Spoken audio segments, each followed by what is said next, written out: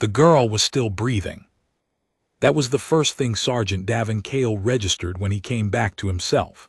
Not the smell of scorched earth and melted polymer, not the distant howl of the Vreth battleships pulling back through the upper atmosphere, not the blood crusted along his jaw where a piece of shrapnel had kissed him hard enough to say goodbye. Just the sound of something small, breathing slow and steady in the dark beside him. He lay there for a long moment, cataloging damage the way his mother had taught him to catalog things methodically, without panic. Left arm, functional, bruised to the bone. Right leg, something wrong at the knee, not broken, maybe torn. Ribs, 3 or 4 cracked. Deep breaths were a luxury he couldn't afford. He'd had worse. He'd had better. He turned his head. She was curled against the base of the shattered fortification wall like a child who had fallen asleep waiting for someone to come find her. She wasn't human. He'd known that before his eyes adjusted. The faint bioluminescent tracery along her collarbones pulsed with a rhythm that wasn't quite heartbeat, wasn't quite breath, something in between. Her skin was the pale blue-gray of deep ocean, and her hair, if that was the word for the fine filaments that fanned out around her head, caught what little moonlight came through the smoke and held it like fiber optics. She was small. Not young exactly, but small. Maybe 11 years old by human measurement. Maybe 12. She was wearing what had been an extremely expensive garment once. Before the firefight, before whatever had brought her here. Cale pushed himself upright. His knee screamed. He ignored it. The staging ground around him was a ruin. His squad had been holding a forward position along the Vreth perimeter when the Vreth pushed through. 6 soldiers, 2 mobile artillery units, and a communications relay that had been their lifeline to command. Now it was wreckage. He swept the area with eyes that had learned to read battlefields the way other people read rooms. No bodies, which meant either his squad had fallen back or they'd been taken. He told himself it was the former. He let himself believe it for exactly 4 seconds, which was all the comfort he could responsibly afford. Then he looked at the girl again. Her left arm was fractured. He could see the wrong angle of it even from here. There was a burn along her right side, the kind the Vreth beam weapons left, clean at the edges, deep in the center. She needed a medic. She needed a hospital. She needed, at minimum, someone considerably more functional than Sergeant Davin Cale. He was what she had. He crossed to her in a crouch, moving slow so the knee wouldn't buckle. He put 2 fingers to her throat, found a pulse that was fast and strange, not like a human pulse, more like 2 separate rhythms trying to negotiate with each other. He'd heard the Vreth's second heartbeat was a myth. Apparently nobody had told her species. "Hey," he said quietly. The battleground had the hollow silence of recently vacated violence, and he kept his voice below it. "Hey, I need you to wake up." "Nothing." "Come on." He put a hand gently on her uninjured shoulder and applied the smallest pressure. "I know you don't want to. Believe me, I don't want to be awake either right now. But we're in the open and there are things out there that will be very happy to find us." Her eyes opened. They were gold. Not amber, not yellow, gold, like light through old glass, like the last second before a sunset. She looked at him the way prey animals looked at things they weren't sure about yet, completely still, assessing everything at once. He held very still in return.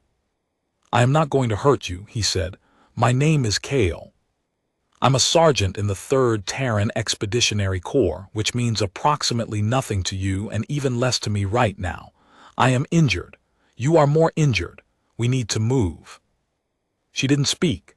She blinked twice, slowly, and the bioluminescent lines at her collarbones flickered like a distress signal looking for a receiver.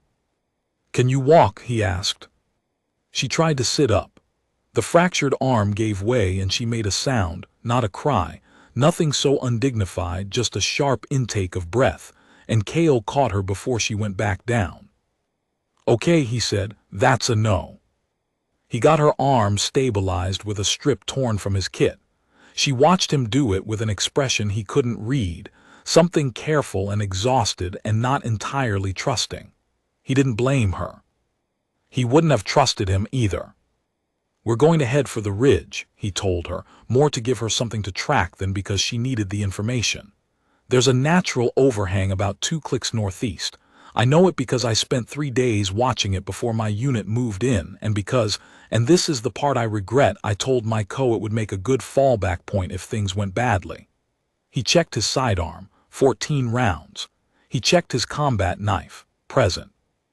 He checked the environment. 1 wounded child, 1 battered sergeant, open kill zone, and approximately 2 hours until the next Vreth patrol sweep. Things went badly. She said something then, her first word to him.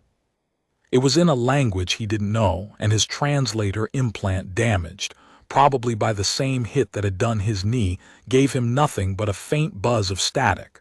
But the word had a shape to it that he understood anyway. A question. A single word not about him. Someone else, he guessed.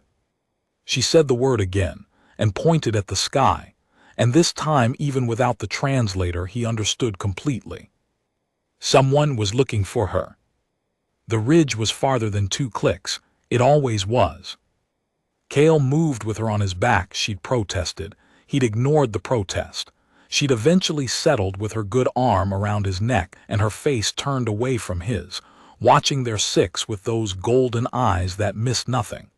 His knee made every step a negotiation. He negotiated. He thought about his squad. Voss, who never shut up about his daughter back in the colonies. Martinez, who kept a flask of something terrible in her left boot and shared it before every engagement, a ritual so consistent it had become a kind of prayer.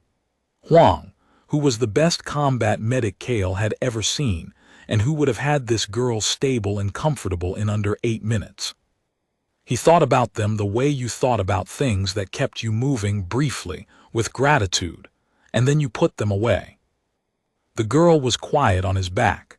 After a while she started doing something with her good hand, a slow, deliberate movement against his shoulder, her fingers tracing something over and over. He couldn't see it. It felt like writing. "What are you doing?" he asked. She didn't answer, but she kept tracing the pattern, and after a moment he realized it was the same character repeated. Her name, maybe, or a name, a way of reminding herself of something. "Is that the person you're looking for?" he said, "or the person looking for you?" Both her hearts beat against his back, fast and out of sync with each other, which was apparently what passed for an emotional response. He made the ridge in 47 minutes, a time he was not proud of, given the conditions, but a time he was not ashamed of either. He eased her down behind the overhang's natural shelter, checked her arm again, still stable, and sat with his back against the rock and his knee extended straight and listened. The Vreth moved on patrol in 3s. You could hear them before you could see them. The harmonic resonance of their altitude stabilizers made a low, 3-note chord that didn't occur in nature. He'd heard it described as beautiful before he'd heard it in combat. Now it made him feel the way a rabbit probably felt in tall grass. Nothing, just the wind, and the distant percussion of cleanup ordnance. He looked at the girl. She was looking at the sky. "They'll come," he said, though he didn't know why he said it. She turned those gold eyes on him with an expression he was starting to be able to read. Disbelief held in check by extreme politeness. "Whoever is looking for you," he said, "they'll come." She said something. The translator gave him nothing, but her tone was unmistakable.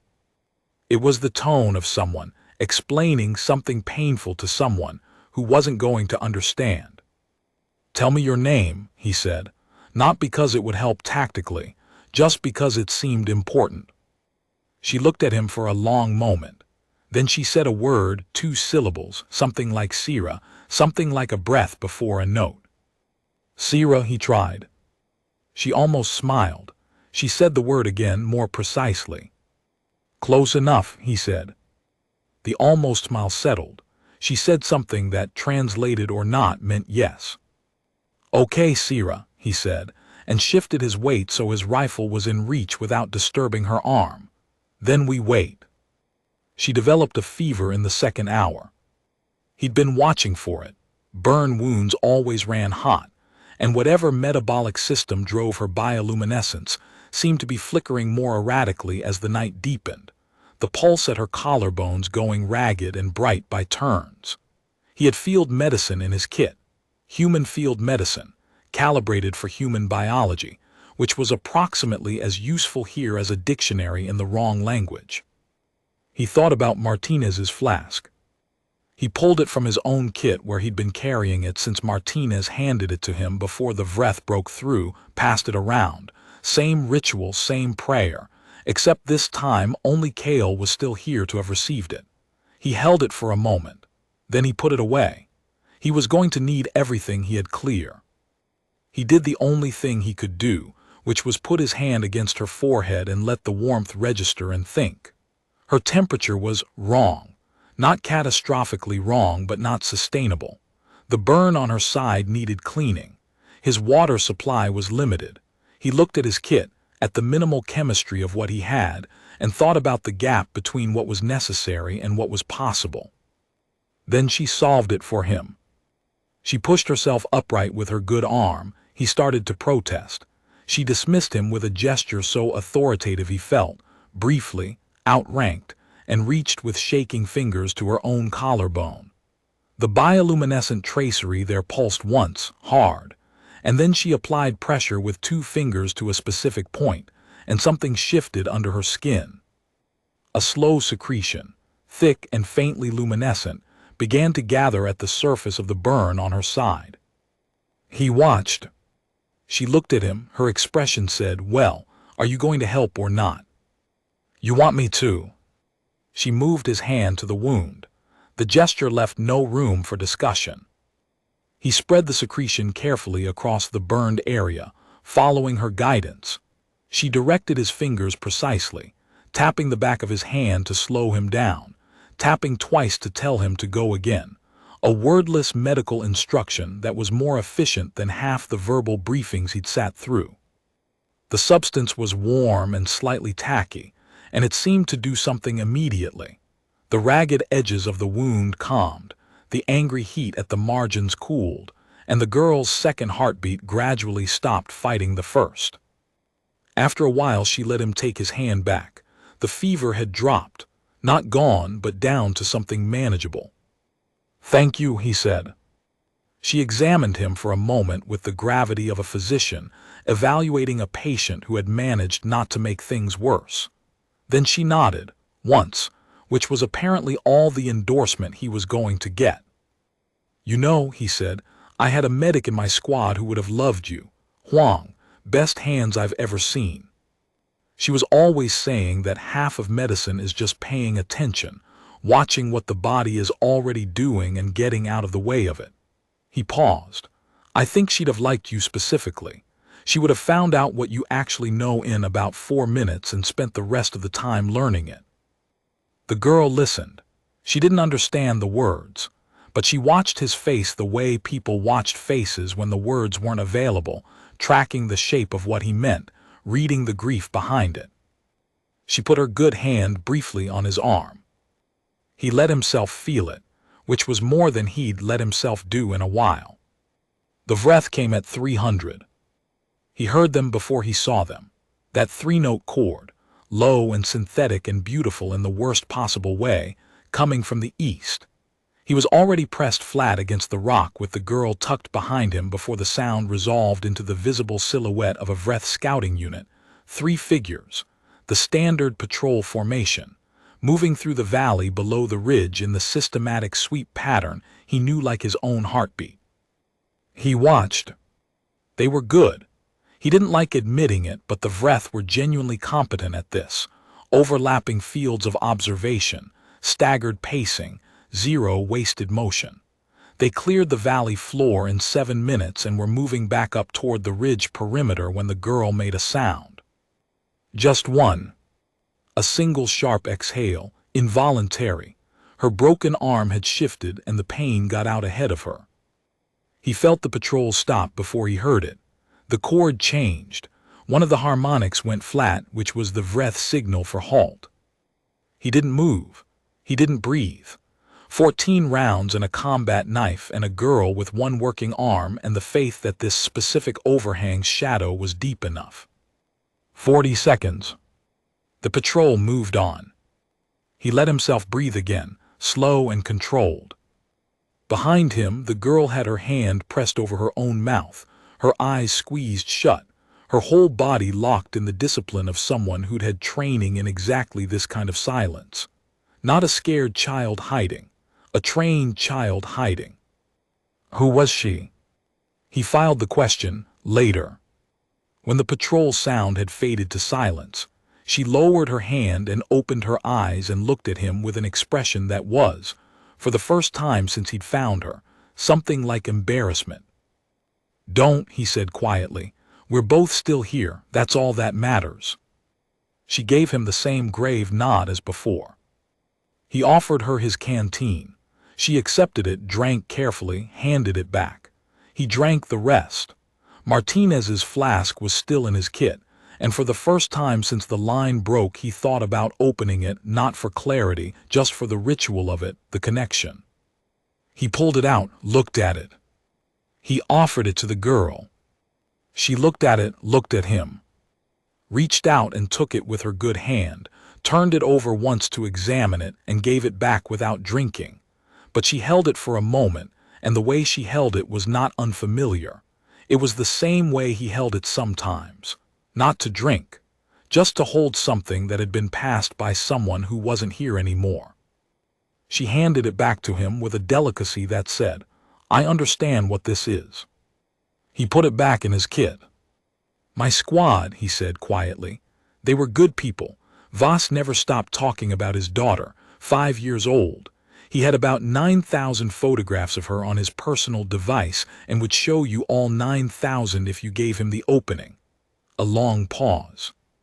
Martinez always said the only difference between a good soldier and a great one was the willingness to feel things at the right time and feel nothing at the right time. I don't know if she was right. I know she was a great soldier. The girl listened. "I don't know if they made it out," he said. "I'd like to know. I'm going to operate on the assumption that they did, because the alternative makes the next several hours very hard, and I need the next several hours to be manageable." She said something. Not a word he knew, not a word his dead translator could parse, but the shape of it was unmistakable, an acknowledgement, a parallel, something along the lines of, "I understand that." They sat with the shared silence of two people who were each carrying someone else with them, and the night moved slowly past. Around 400, she started asking him things.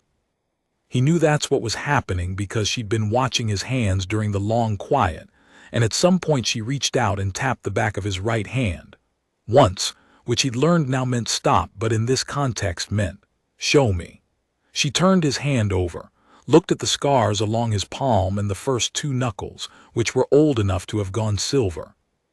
She traced them with one finger, not intrusively, the way someone reads text in an unfamiliar script, gathering data, not passing judgment. "That one's from training," he said, "first year." A repelling line that slipped when the gear hadn't been properly checked. Left me with 3 stitches and the permanent conviction that you check everything yourself before you go over anything. He paused. "The ones on the knuckles are from later, not training. They're from the first time I was in a real fight and found out that fear makes you hit things harder than technique does, and technique eventually wins, but fear is faster in the first 3 seconds. She seemed to find this interesting. She turned his hand back over, looked at the back of it, and then held her own good hand beside his. Her skin was the deep blue-gray of ocean silt, smooth in a way that made his look like parchment, which it probably was by comparison. The bioluminescent lines at her wrist were finer than the ones at her collarbones, barely visible, like something written in water.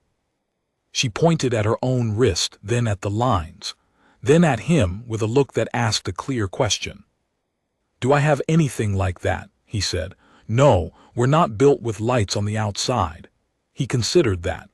Honestly, it seems like a tactical disadvantage, but I assume there are compensations I'm not seeing. She made a sound, not quite a laugh, something between consideration and amusement. You can turn them off, he asked. The lights. She demonstrated. The tracery went dark for a full 3 seconds, the lines simply absent, her skin uniform and unreadable.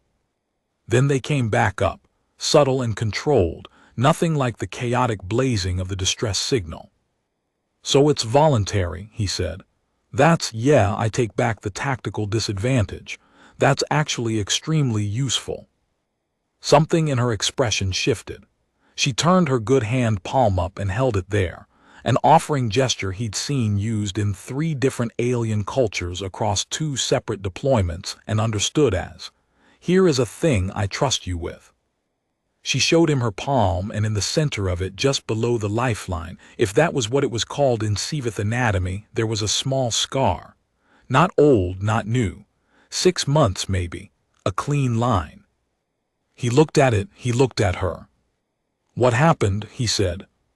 She closed her hand, pointed upward, at the sky, not the general gesture she'd used before but a specific direction, precise, the way trained observers pointed at specific coordinates. "In space," he guessed, "on a ship." She nodded. "Before this deployment." Another nod. He thought about what that meant. A child with a scar from a specific incident in space, on an observation mission with a security escort that hadn't survived, wearing extremely expensive clothing. 2 hearts. "You've been in dangerous places before," he said. The look she gave him was the look of someone who had learned, at some point earlier than they should have, that the world did not offer safe places as a default, just places where the danger was temporarily managed. He recognized that look. He'd seen it in his mirror for approximately 8 years. "Yeah," he said quietly, "me too." The second patrol came at 4:45. This one was different, not 3 figures but 5, moving in a wedge formation that covered the ridge approaches rather than the valley floor. Someone had noticed something. Maybe the first patrol had reported an anomaly in the sector, a residual heat signature from the staging ground's wreckage, something flagged. 5 figures in a search formation meant someone was being thorough. Cale went flat against the deepest shadow of the overhang, with Sierra pressed between him and the rock wall, his body angled to cover as much of her profile as possible without crushing her injured arm. He'd learned exactly where the arm was now and exactly how much space it needed, and he kept that space with the precision of a man who understood that this particular geometry could not be wrong. She had her hand over her own mouth again, the bioluminescent lines at her collarbone suppressed to nothing, gone dark entirely. She'd killed them without instruction, the moment she'd heard the chord change in the air. He was still thinking about that, the voluntary control, the instant discipline, when one of the 5 Vreth figures stopped at the base of the ridge and tilted its sensor array upward. He'd read Vreth sensor arrays in briefing materials. He'd seen them in action once, in the forward assault on Keln Station. They operated on thermal, acoustic, and atmospheric displacement, 3 overlapping detection modes, any one of which could find a human-sized target in moderate cover. He was behind solid rock in deep shadow. The girl's thermal signature was alien, which might or might not register as significant. The acoustic environment was clean, no wind, no movement. Atmospheric displacement he couldn't do much about. 20 seconds. The Vreth figure rotated its sensor array in a slow arc. 25. The girl's second heartbeat was doing something he'd felt once before in the patrol at 300. It was slowing down, not from calm, from deliberate suppression. She was actively reducing her own cardiovascular output. He didn't know if that was possible. Apparently it was. Apparently she knew how to do it. 30 seconds. The figure moved on. It rejoined the wedge. The formation continued its sweep of the ridge perimeter, moving west, the three-note chord fading gradually into the ambient silence of post-battle terrain. He let 5 full seconds pass after the chord was inaudible. Then he said, barely above a breath, "You slowed your hearts down." She let the bioluminescence come back up, slow and careful, the lines at her collarbones emerging dim and controlled. She looked at him with an expression that wasn't pride. She was too composed for pride, but was adjacent to it, the expression of someone who had trained for a specific capability and had used it successfully. "How?" he asked. She considered the question, then she held up 3 fingers. Tapped her temple, tapped her sternum, tapped a point on her inner wrist. "Think it, feel it, hold it." "Mental discipline," he said, 3-point focus." She nodded. "We have something like that," he said. "Stress inoculation training, tactical breathing protocols. The idea is that the body goes where the mind leads it. You can't stop the stress response, but you can ride it instead of being ridden by it." He looked at his hands, which were steady. They were always steady in the moment. The shaking, when it came after. "It works. Not perfectly, but it works." She watched him with the quality of attention she'd had since he'd woken her. Total, quiet, taking things in without editorializing. He had the sense that she was building a picture of him, piece by piece, the way you built pictures of landscapes by moving through them rather than looking at them from above. "You're going to be an interesting person when you're grown," he told her. She tilted her head slightly. "I mean that," he said. "Whoever taught you to move like that and read situations like that and make calls like that, they did good work. You've been calm under every kind of pressure tonight and you haven't wasted a move. That's not just training, that's character." The bioluminescent lines at her collarbones ran steady. He leaned his head back against the rock. The sky above the overhang was starting to lighten, the black going to deep purple at the margins, the smoke columns from the staging ground going gray instead of invisible. Dawn was coming. "My first real engagement," he said. "I was 22, planet called Askel's Reach. Nothing like this, smaller scale, less organized, but there were about 6 moments during that deployment where I was genuinely not sure I was going to get out the other side." He paused. "What I remember most is that the things that kept me functional weren't the big things. Wasn't the training or the tactics or the equipment. It was smaller. Martinez humming something in the dark before a night op. Voss showing me a photograph of his kid right before the worst day. Huang telling a terrible joke about anatomical terminology during a field dressing that should not have been funny and absolutely was. A long pause. Small things. Human things. They don't weigh anything, and they're the only weight that matters." She was listening. He was almost certain, in the way you became certain of things without proof, that she understood the shape of what he was saying even if not the words. She reached into the fold of her ruined garment with her good hand and produced something small, which she held out to him. It was a flat disc, matte black, about the diameter of a coin. On one face, engraved in a precise geometric pattern, was a mark he recognized as Sivith script from military briefings, the character for sovereignty or something close to it. On the other face, a mark he didn't recognize at all. He looked at her. She tapped the unrecognized mark and pointed at herself. Her personal mark, her signature. "Is this?" he started. She pressed it into his palm, folded his fingers around it, and held his closed hand for a moment with her own. The gesture was formal and complete, and left absolutely no ambiguity about intent. He looked at his closed fist, looked at her. "Thank you," he said. She sat back with the composure of someone who had done something correct and expected nothing in return for the correctness, which told him everything about how she'd been raised. He put the disc in his chest pocket, left hand over the heart, which was where you put things you intended to keep. They sat with the shared silence of 2 people who were each carrying someone else with them, and the night moved slowly past. The signal came at dawn. He almost missed it. It wasn't in any frequency his equipment was designed to receive. A narrowband burst in a range the Terran military considered carrier noise.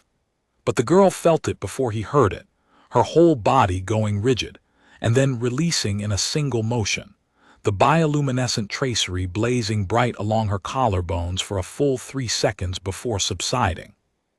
She grabbed his arm. "I know," he said, though he didn't. "Someone's looking for you." She pointed southeast, insistent. Then she pointed at him, then at herself, then southeast again. "You want us to move toward it." Both heartbeats, fast and synchronized for the first time since he'd found her. He checked the sky. Dawn light was coming in flat and gray, and the Vreth patrol would be cycling back in approximately 40 minutes. Moving in open ground with a partially healed alien girl and a bad knee was not, by any tactical metric, a good idea. He thought about his who was presumably alive and looking for him somewhere. He thought about the girl's signal, which was burning clearly in a direction that was also, roughly, in the direction of the nearest established Terran position. He thought about Huang saying, "Watch what the body is already doing and get out of the way of it." "Okay," he said. "We move." He got her on his back again. She went without argument this time, one good arm around his neck, her face turned to watch the sky over his shoulder. She had appointed herself rear observer somewhere in the night, and he had accepted the appointment without discussion. It worked. They moved southeast. The knee made the first kilometer a character-building experience. He focused on the terrain, the sky, the girl's heartbeats against his back. The dual rhythm had become, at some point in the dark, a navigational tool, a pulse that told him when to stop and when it was safe to move. When her second heartbeat quickened, he stopped. When it settled, he moved. They worked like this. A system assembled from nothing, no shared language, no briefing, just two organisms who'd had a very hard night and needed to get somewhere, and it worked better than he would have predicted. The signal was getting stronger. He knew because she was vibrating. Not visibly, she was too composed for that, too trained, but against his back. The bioluminescent tracery at her collarbones was running in patterns now, not the distress pulse of the night before, but something deliberate, something that looked like language, broadcast upward into the thinning dark. "You're talking to them," he said. She put her chin on his shoulder briefly, which he was starting to understand was her version of, "Yes." "Tell them there's a friendly with you," he said. "I'd rather not get shot at by whoever's coming." She made a sound that was, unmistakably, a short laugh. Then she tapped his shoulder twice, the same signal she'd used to direct his hands during the healing. He was starting to speak her language, or at least the grammar of it. "I'll take that as, I'm already on it," he said. The second tap came again, "Yes." They were 3 kilometers southeast when the sky changed. Not a Vreth signature, he would have been moving before the thought finished. This was something else entirely, something that came in low and fast and quiet in a way that Vreth craft never managed because they didn't care about stealth, they cared about spectacle. Whatever this was had spent considerable effort not being seen. It resolved out of the gray morning as a vessel unlike anything in the Terran catalog, and Cale's hand went to his sidearm out of instinct before he consciously stopped himself. Because the girl on his back had gone completely still, the way people went still for one thing and one thing only. The ship was beautiful, and it was terrifying, and it was clearly looking for something. It was looking for her. It circled once, low, its hull catching the early light and scattering it in patterns that echoed the bioluminescent tracery at the girl's collarbones. An answer, he realized. It was answering her. Then it stopped directly above them, unmoving. The silence lasted for exactly 4 seconds. Then a hatch opened and a figure descended, and the word the girl had been tracing on his shoulder all through the night, over and over and over, the same 2 characters, finally resolved itself in his chest into its obvious meaning. Not her name. A name. Mother. The queen of the Siveth sovereignty, was not what he'd expected.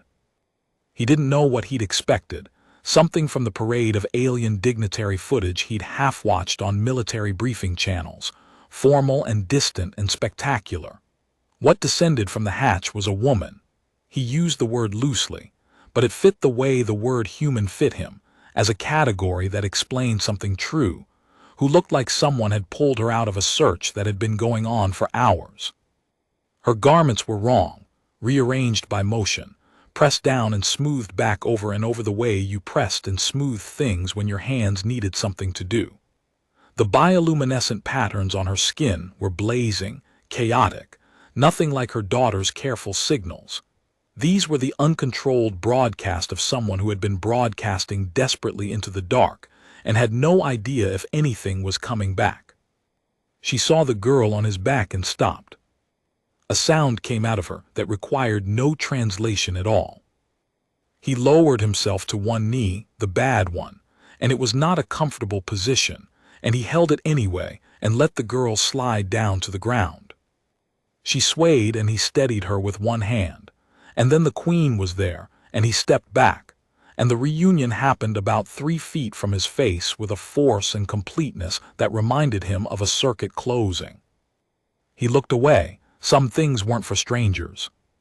When he looked back, the girl Sira was in her mother's arms with both of the Queen's hands pressed over the places that were hurt, the bioluminescent patterns running smooth and deliberate, the same technique the girl had used to manage her burn wound but more powerful, more certain.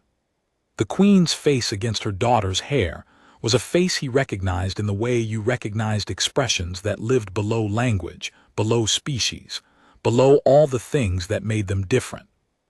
He started quietly checking exits. Reflex. Sergeant Cale.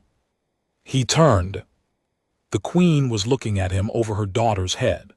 Her translator, better than his, clearly, the kind of hardware that represented either significant expense or significant power, rendered her voice into clean, accented standard with barely a half-second lag. Davin Cale, he said, 3rd Terran Expeditionary, badge number 7724. Ma'am. He was aware he was standing at something approximate to attention, which under the circumstances was somewhat absurd, but he had very little else to offer. Her eyes were gold, same as the girl's. Something about that surprised him, which surprised him it shouldn't have. You carried her, she said. She was injured. It was practical. You stayed with her through the night. Going anywhere else would have been tactically inadvisable. She looked at him for a long moment with an expression that did not quite believe him, and clearly did not require him to maintain the pretense for dignity's sake. She told me, the Queen said, what you did. He glanced at Sira. She was watching him with those gold eyes, calm now, the second heartbeat settling into alignment with the first for the first time since he'd found her. The bioluminescent lines at her collarbones were steady. She told me, the Queen continued, about the bullet wound you would not treat because you said it had found a home. A slight pause. She found that very funny. He opened his mouth. Closed it. That wasn't, he started. That was the field situation. The wound was stable. Moving anything in a field environment without proper tools can introduce. She told me, the Queen said, with something in her voice that wasn't quite amusement but lived in the same neighborhood, that you smelled like something she had no word for, and that you kept talking to her even when she did not respond, and that you moved in the dark as if you had done very hard things before and expected to do them again. He had no answer for that. She told me, the Queen said, and her voice changed lower, quieter, the translator struggling slightly to carry the full weight of it, that when the patrol passed you did not run. You stayed between her and them. The wind moved across the ridge. She was injured, he said again. Yes, the Queen said, she was. She looked at him the way people looked at debts they intended to repay, which was a look he'd never particularly wanted directed at him, and found himself uncertain about now. Behind her, the ship sat quiet in the morning light, its hull still catching and scattering on the same way the girl's skin caught and scattered it, family resemblance, if you knew to look for it. "My daughter is the crown princess of the Sivith sovereignty," the queen said. "She was on a sanctioned observation mission with a security escort that did not survive the Vreth interception. I have been searching for her since the patrol reported the intercept. I did not know, for several hours, I did not know." She stopped. He understood the stop. He understood it specifically because it was the same place he'd stopped thinking about Voss and Martinez and Huang the night before, the same edge beyond which the thought didn't go, because going there wasn't survivable in the moment. "You found her," he said. "We found her," the queen said. A silence followed, not the tactical silence of the ridge, something different, something with more air in it. "The Vreth interception," he said. "Do you know how they found her route?" The queen's expression shifted very slightly, professional interest replacing the raw thing that had been there a moment before. "We believe there was intelligence obtained from a Sivith communications relay 3 weeks prior," she said. "The mission route was not high-security protocol. We believe the observation tier did not require it. A pause that was not quite self-recrimination but lived nearby. We were incorrect." "The observation data she was collecting," Kale said. "What sector?" The queen looked at him with careful attention. "I'm asking because the Vreth don't intercept observation missions at that cost unless the data compromises something they're actively building," he said. "A 3-week window between the relay breach and the intercept means they waited. They let the mission proceed until the data collection was far enough along to be worth taking, and then they hit it when it was most complete and most vulnerable." He thought about the patrol formations he'd seen, the valley sweep, the ridge search. "They're not looking for the princess, are they? They're looking for the data. They know it survived." The queen was very still. "The mountain corridor," he said. "Northeast approach. The patrol rotation through there has been intensifying for 6 days. I've been filing reports about it and my co's been filing reports about it, and so far we've gotten back tactical patience as guidance, which is the nicest way the brass knows how to say that they're not ready to commit to a position change." "You think the corridor is their staging route?" the queen said. "I think the data your daughter collected will confirm it," he said. "I think that's what they were suppressing. And I think if that data gets to my command and to your analysts in the next 6 hours, before the Vreth figure out it's still intact and move the timeline, you can close the corridor before they use it." Sira, who had been listening to all of this with the quality of attention she'd had all night, said something, short and pointed. The queen's translator rendered it flat and precise. "She says she already identified the corridor in the survey. She says the secondary formation positions are approximately 3 kilometers east of where your reports indicate." Kale looked at Sira. She gave him the nod, "Go." He looked at the queen. "Then we have a very short window," he said, "and I'd suggest we use it." "You found her," he said. "We found her," the queen said. They extracted together. "It was practical," the queen said, and he agreed that it was, and neither of them examined the practicality very hard. The Vreth were cycling back through the valley. His command post was 2 hours southeast on foot or 20 minutes from altitude. Her vessel had exactly the kind of shielding that would get them both through the patrol window without a firefight. He sat in the aft compartment with Sira beside him while the queen navigated, and 2 members of the Sivith crew attended to Sira's arm with equipment that made his field kit look like something a child had assembled from spare parts. He watched them work and thought about Huang and tried to keep the thinking clean, just observation, no weight attached.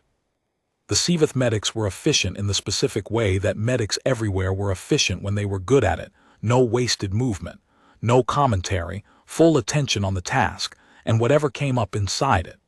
One of them noticed him watching and after a brief exchange with Sira, turned to examine his knee without ceremony. He didn't resist.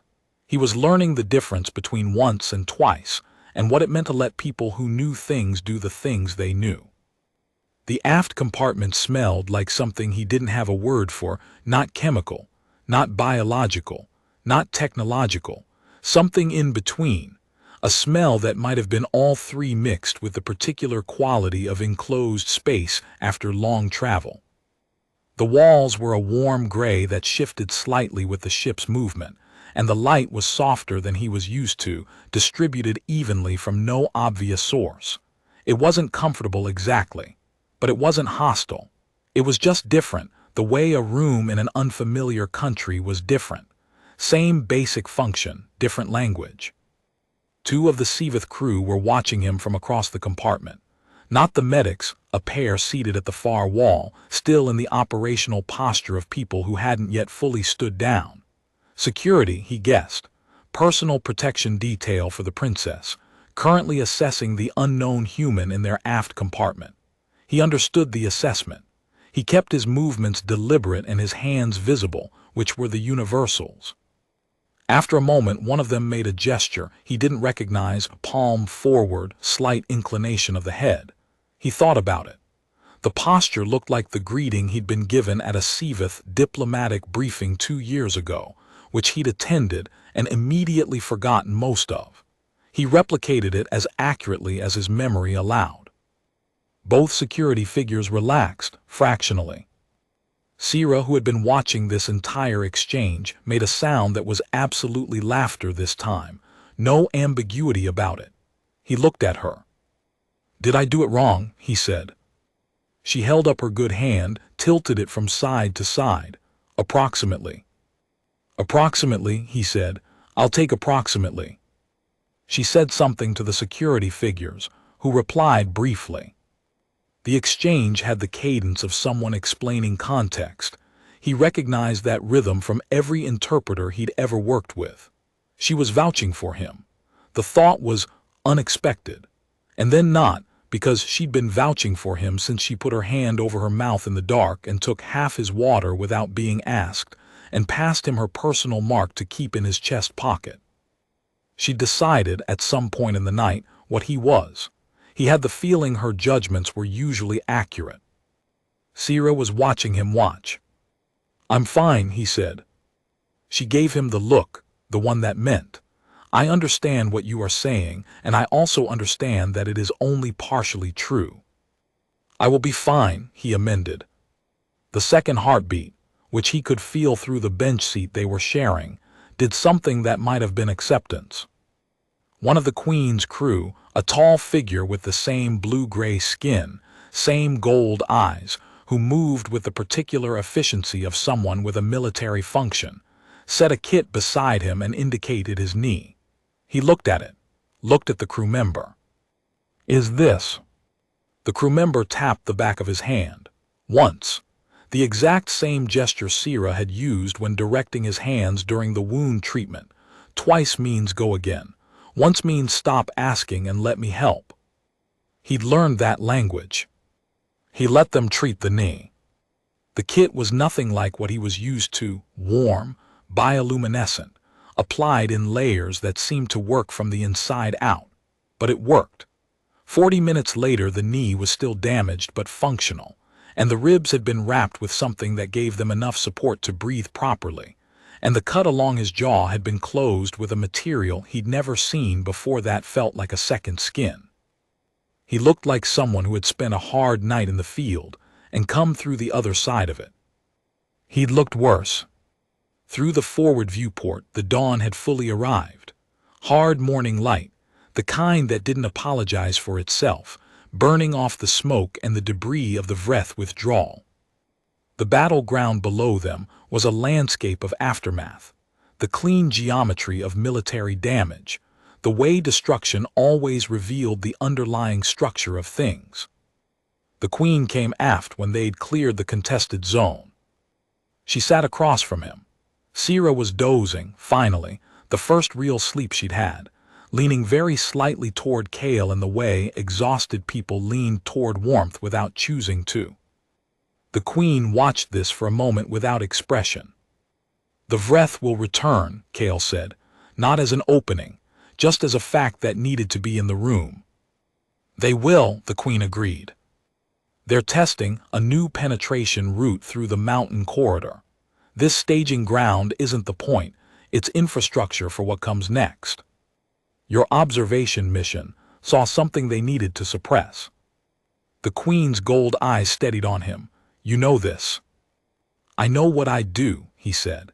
And I know what my knows, and I know that the intelligence from your mission, whatever your daughter saw before the intercept, matters. Sierra, eyes still closed, said something. Both of them looked at her. The Queen's translator took a half-beat longer with this one. The girl's voice was quieter, the phrasing different. Then it rendered. She says she has the full survey data. It is in her secondary memory storage. The Queen's voice had gone perfectly neutral. The way voices went when the thing being reported was very significant and required composure to transmit accurately. She says she stored it there when the escort was lost, because it was the safest location available. He looked at Sierra. She opened one gold eye. The bioluminescent tracery at her collarbones pulsed twice, a short double rhythm the same as go. The data was intact. He thought about what that meant strategically. He thought about what it had cost her to collect it and protect it and carry it through everything the night had been, injured and alone until he'd found her. He thought about her pressing those same fingers to his shoulder and tracing the same shape over and over in the dark while she waited. She's extraordinary, he said. The Queen said nothing. But the look on her face, directed at her sleeping daughter, was the specific kind of quiet that people allowed themselves when they had been very frightened and were now safe. They raised command at 6:47. His co's voice came through the ship's communications array with the flat relief of someone who had been writing a report they'd hoped not to finish. The co asked him 4 questions in the following order: alive, functional, assets compromised, and current position, and Kale answered yes, mostly, negative, and working on it. Huang, Voss, and Martinez had made it out. The relay had covered their retreat. They were at the forward operating base, which was where Kale was being told to go immediately. He'd been to funerals. He'd given the notification calls. He knew exactly what was on the other side of the moments when you got to say, they're okay. He sat with the okay for a full 10 seconds before he trusted himself to respond. Copy that, he said, en route. Sierra had been awake for the last 20 minutes, watching him speak into the communications array with the focused attention of someone learning a new language by observation. When he finished, she said something, a long sentence, very deliberate, with the careful pronunciation she used when she was attempting to be precisely understood. The Queen's translator rendered it without elaboration. She says your people waited for you. He looked at the girl. Yeah, he said, they did. She said something more. The translator, she says that is not a small thing. No, he said. It isn't. She looked at him for a moment longer, and then she did something that clearly cost her dignity, and she paid the cost anyway. She put out her good hand formally. The way the gesture was formal in approximately no alien culture but every human one, the open palm, the offer of it, the expectation that it would be met. He took it, shook it, let go. The bioluminescent lines at her collarbones ran steady and bright. The transfer point was a contested plateau that both sides avoided, which made it functional neutral ground for exactly the kind of handoff no one had protocol for. The Queen's vessel set down on the western rim. The Terran shuttle came in from the east. Kale stood in the middle with the wind moving past him and thought about the particular quality of places that were between things, between territories, between peoples, between one thing and whatever came after it. No man's land, the old phrase said, but that wasn't quite right, was it? You could disagree about whose land it was. You could send your people into it and see what happened. You could bomb it and name it and plant flags in it and write treaties about it. Or you could find a wounded child in it at midnight and carry her 2 kilometers on a torn knee, and share the last of your water and sit through the dark with her, and let her direct your hands when she knew something you didn't, and call that what it was. The queen came to stand beside him. Her daughter was behind her, awake and upright, and carrying herself with the posture of someone who was hurt, and was choosing not to show it, which Cale recognized as a professional quality in a child of 11, and felt was worth noting. The survey data, the queen said, will be transmitted to my command within the hour, Cale said. Sira briefed one of your analysts on the route the Vreth were using. Your analyst confirmed the interpretation. My co will have it before the Vreth cycle another patrol through the corridor. Good. The route closes if 2 Terran positions reposition by 30 degrees, he said. Standard fortification protocol. Your withdrawal corridor stays intact. The queen looked at him. You already worked this out, she said. I had time during the knee treatment. She was quiet for a moment.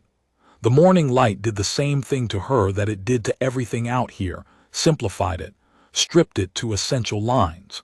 She looked like someone who had spent the night in a very specific kind of fear, and was now standing in the aftermath of it, having made certain decisions. You will be recognized, she said, by the sovereignty, formally, for the return of the princess. That isn't necessary, he said. It is necessary, she said, and there was something in her voice that was not negotiable, not the way a government honor was non-negotiable, but the way a debt freely acknowledged was non-negotiable. It may not be convenient for you, but it is necessary for us. He accepted that. He had learned through the night the difference between her daughter's twice-stap and one-stap. Stop asking. Let me help. Okay, he said. Sira came around her mother and stood in front of him. She looked up at him with those gold eyes. She said something at length, and the translator took a moment to render it, and when it did, the queen's voice carrying it was very careful. She says, "You talked to me all night even when I did not answer." She says she understood that you were afraid too, but you talked anyway. She says she has met many soldiers. She says she has never met one who talked to keep someone else from being afraid when he was afraid himself. He looked at her. I talk too much, he said. Everyone on my squad will tell you that. Sira listened to the translation. Then she said one more thing, short, and the queen's expression, briefly, and then gone, was the expression of someone who had not expected to need to be composed right now and was managing it. The translator, she says she would like to meet them. He thought about Voss, about 9,000 photographs, about Martinez's flask, about Huang, who would spend the next several years, he was completely certain, trying to figure out how the bioluminescent healing secretion worked. Yeah, he said, I think they'd like that too. He walked to the Terran shuttle. At the hatch he stopped. Old habit, he always looked back once from the threshold of things, the way his mother had taught him to look back at rooms before you left them, not from sentiment but from discipline. Check that you haven't left anything behind that you'll need later. The queen was watching him from where she stood, her daughter at her side, the Seavith ship behind them catching the full morning now, the hull patterns alive with light. Sira raised her good hand, not the formal handshake, something simpler, just a raised hand, a human gesture she'd picked up somewhere in the last several hours, possibly from watching him. He raised his own hand in return. Then he went through the hatch, and the shuttle lifted, and the plateau fell away beneath them into the morning. He found his seat, buckled in, felt the full weight of the night settle into his knee and his ribs and the place along his jaw. Martinez was going to have things to say about this. Voss was going to have 9,000 things to say. Huang was going to immediately want to know about the biology. He pulled out the flask, held it for a moment, drank. It tasted terrible, it always had. That was entirely the point. He put it back and looked out the viewport at the retreating landscape. The plateau, the ridge where they'd hidden, the valley below it where the Vreth patrol had passed within 30 feet of them, while a girl pressed her hand over her own mouth and did not make a sound. No man's land. He'd always thought that was an absence, a place where no one belonged. He was revising that. What he'd seen last night wasn't an absence. It was a gap between two things that were still figuring out how to meet. And in the gap you found what people were made of when the markers and the boundaries and the ranks fell away, and all that was left was the specific question of what you were going to do. He'd carried a stranger's child through the dark because she needed carrying. She directed his hands when she knew something he didn't. He'd shared a flask that meant something with someone who understood what it meant without knowing the language. That was the thing about no man's land. In the end, somebody was always in it. What mattered was what they did once they were there. He leaned his head back. The shuttle climbed through the last layer of smoke and into clean morning sky. Somewhere below him, a ship that didn't look like anything in the Terran catalog was turning southeast, carrying a queen and her daughter home, its hull catching the light and scattering it the way bioluminescent tracery caught and scattered light, steady now, steady and bright. He closed his eyes. The knee would need proper treatment. The ribs would take a month. The cut along his jaw was going to scar. He'd had worse. He'd been in harder places. None of them had ended like this.